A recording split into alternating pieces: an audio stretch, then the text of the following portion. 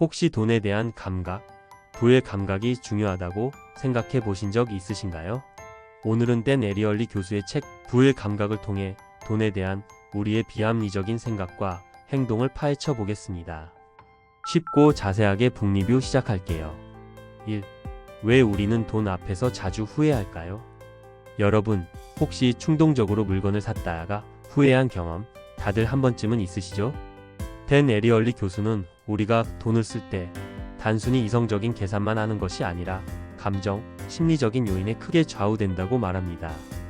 예를 들어 똑같은 물건이라도 세일이라는 단어가 붙으면 왠지 더 싸게 느껴지고 필요하지 않은 물건까지 사게 되는 경우가 있죠. 이게 바로 부의 감각이 제대로 작동하지 않아서 생기는 현상입니다. 2. 돈에 대한 3가지 불편한 진실. 부의 감각에서는 돈에 대한 우리의 감각이 왜곡되는 이유를 크게 3가지로 설명합니다. 고통 회피. 우리는 돈을 쓰는 고통을 최소화하려는 본능이 있습니다. 그래서 신용카드를 쓰거나 자동 이체를 설정해 놓으면 돈이 나가는 것을 덜 느끼게 되죠.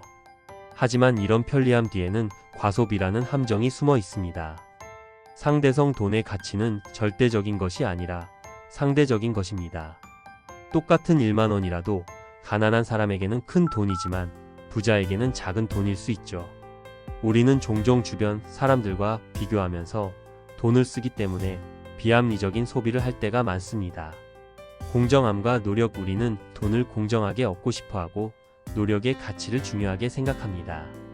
그래서 쉽게 번 돈은 쉽게 쓰고 힘들게 번 돈은 아껴 쓰려는 경향이 있습니다. 하지만 이러한 생각 때문에 투자나 재테크에 소극적인 태도를 보이기도 합니다. 3. 금전 감각을 망치는 8가지 함정. 우리의 금전 감각을 망치는 대표적인 편향 8가지 알아볼까요? 세일 가격. 맹신 세일이라는 단어만 보면 혹해서 필요 없는 물건까지 사게 되는 경우 많으시죠? 세일 폭이 크다고 무조건 좋은 게 아니라 정말 필요한 물건인지 꼼꼼히 따져봐야 합니다. 과정 무시해 오류 결과만 보고 섣불리 판단하는 것도 문제입니다. 예를 들어 주식 투자를 할 때 단순히 수익률만 보고 투자하는 것은 위험합니다. 그 과정에서 어떤 리스크가 있었는지, 투자 결정은 합리적이었는지 따져봐야 합니다. 손실 회피 본능. 우리는 이익을 얻는 것보다 손실을 보는 것을 훨씬 더 싫어합니다. 그래서 손실을 만회하려는 심리 때문에 더 큰 손실을 보기도 합니다.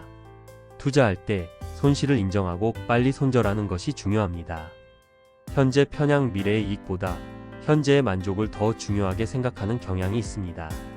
그래서 노후 준비보다는 당장의 소비를 우선시하게 되죠. 미래를 위해 꾸준히 저축하고 투자하는 습관을 길러야 합니다. 프레이밍 효과. 똑같은 정보라도 어떻게 제시하느냐에 따라 사람들의 선택이 달라지는 현상입니다.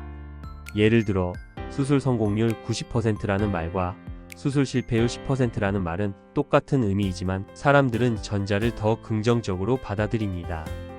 앵커링 효과. 처음 제시된 정보가 기준점이 되어 이후의 판단에 영향을 미치는 현상입니다. 예를 들어 비싼 가격의 상품을 먼저 보면 상대적으로 싼 상품이 더 싸게 느껴지는 것이죠. 가격 비교를 꼼꼼히 해야 합니다. 멘털 어카운팅. 돈을 마음속으로 나누어 관리하는 경향입니다. 예를 들어 월급은 생활비로 쓰고 보너스는 여행 경비로 쓰는 식으로 돈의 용도를 정해 놓는 것이죠. 하지만 이렇게 돈을 나누어 관리하면 전체적인 재정 상황을 파악하기 어려워집니다. 소유 효과. 일단 소유하게 되면 그것에 대한 가치를 과대평가하는 경향입니다. 그래서 중고 물품을 팔 때 제값을 받기 어렵다고 느끼는 것이죠. 객관적인 시각으로 물건의 가치를 평가해야 합니다. 4. 부의 감각을 깨우는 방법. 그렇다면 어떻게 해야 부의 감각을 제대로 키울 수 있을까요? 몇 가지 방법을 소개해 드릴게요. 소비 기록 작성. 돈을 어디에 얼마나 쓰는지 꼼꼼히 기록해 보세요. 자신의 소비 패턴을 파악하고 불필요한 지출을 줄일 수 있습니다. 예산 설정. 월별 예산을 설정하고 그 범위 내에서 소비하는 습관을 기르세요. 예산을 지키기 위해 노력하다 보면 계획적인 소비를 할 수 있습니다. 자동이체 활용. 저축이나 투자와 같이 꾸준히 해야 하는 일은 자동이체를 활용하세요. 귀찮음을 줄이고 꾸준히 실천할 수 있습니다. 30일 기다리기. 충동적으로 물건을 사고 싶을 때는 30일 동안 기다려 보세요. 시간이 지나면 정말 필요한 물건인지 아닌지 판단할 수 있게 됩니다. 재정 목표 설정. 구체적인 재정 목표를 설정하고 그것을 달성하기 위해 노력하세요. 목표가 있으면 돈을 모으는데 더욱 집중할 수 있습니다. 5. 부의 감각. 왜 지금 우리에게 필요할까요? 지금까지 부의 감각에 대해 알아봤습니다. 복잡한 금융상품, 끊임없이 쏟아지는 광고 속에서 우리는 현명한 판단을 내리기 어려울 때가 많습니다. 부의 감각을 키우면 돈에 대한 올바른 가치관을 확립하고 더 나은 재정적인 결정을 내릴 수 있습니다. 지금 바로 부의 감각을 키우는 여정에 동참해 보세요. 이 리뷰가 여러분의 합리적인 소비 생활에 도움이 되기를 바랍니다. 다음에도 유익한 정보로 찾아올게요.